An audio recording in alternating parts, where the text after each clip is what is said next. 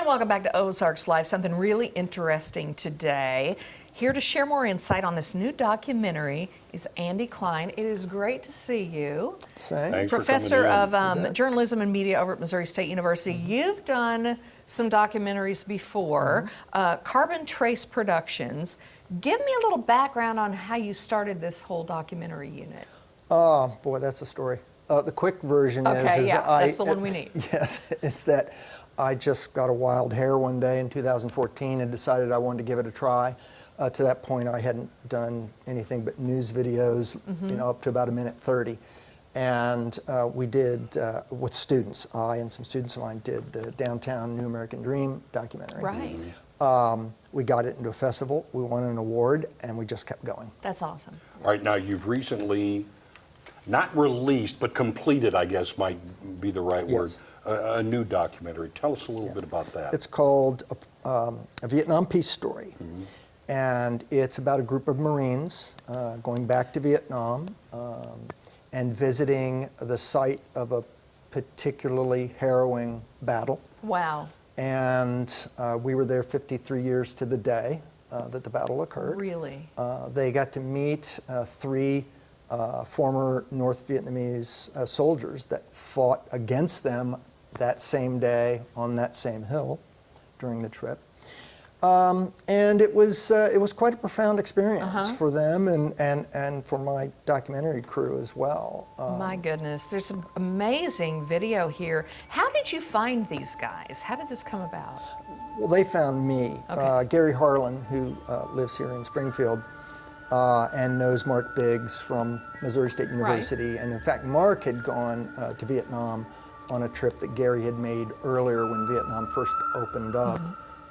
And so Gary told Mark he needed somebody to do a documentary on this trip, and I think I was actually third on his list. But he called me, I think it was Christmas Eve of 2018, and said, can you go? Yeah. I said, sure. And then I convinced him that I needed to take my full crew. Because, you know, if we're going to make a serious documentary, you need a serious all hands, crew. Yeah, exactly. And so in March of 2019, we made the trip. We were there just about 2 weeks, up and down the country. Vietnam is a fabulous place. I hear it's beautiful. It is beautiful. The people are lovely. The food is great. The scenery is amazing.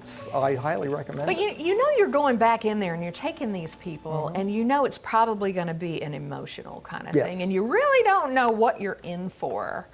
I can't wait to see this whole documentary. The point of it is the emotional experience, because what we were going for was the idea of something Gary said to me about how when you, if you were a soldier and you had gone to Vietnam, fought in Vietnam, or even people my age who, you know, came that close.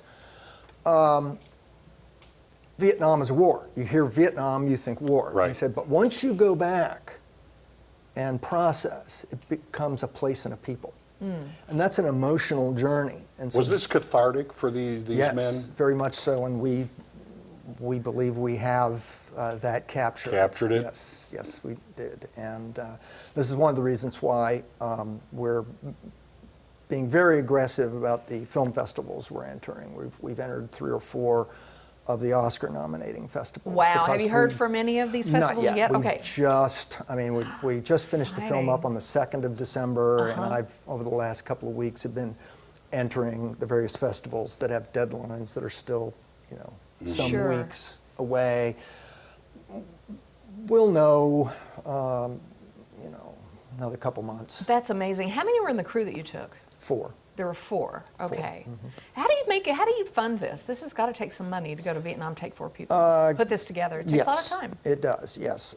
Gary Harlan, a buddy of his, Frederick W. Smith, the FedEx CEO, he put some money towards it. The East Meets West Foundation here in town, the Doug and Linda Roller Foundation, they're a very good funder of Carbon Trace, which is a nonprofit. And so we got enough to be able to send the crew And you're documenting history. I mean, Yes, that is yes. very money well spent. And I'm sure you learned things as well as all of them, you know, the men. You had to have. And real quick, we're running out of time, but where can we see this and when? Well, that's a good question. Right now, we're entering the festivals. Okay. If we weren't dealing with COVID, I would do what we usually do, which is we would show at the Moxie. We may still, the only reason I'm not jumping on that right away is, of course, you know, we're dealing with COVID and we have to distance, and so the number of, it's just not as good of experience as it normally would be. And so I think we're going to hold this back until things normalize a little bit to show it there. All right. And so right now, concentrate on getting in the festivals, getting Right. some notoriety. Okay. And Got to wrap this up, but we'll put it on our Facebook page when you finally That'd do be great. get it, where people Thank can see you for it. sharing Thank you so with us. much. Yes, Good you to bet. see you. Appreciate it. All right, up next, I get to catch up with Kyle Wiley Pickett. We'll be right back.